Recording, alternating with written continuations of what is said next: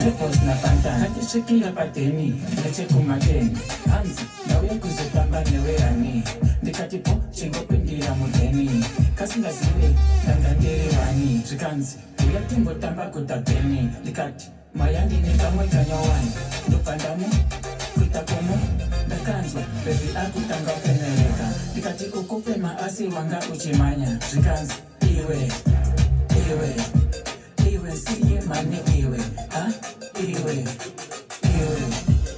wasikuzvida mani iwe kana zvakadaro tamba pacho ngatemere iwe siye mane iwe iwe wasikuzvida mane iwe kana zvakadaro tamba pacho ngatemere ndichimuona ndakagaya chimurenga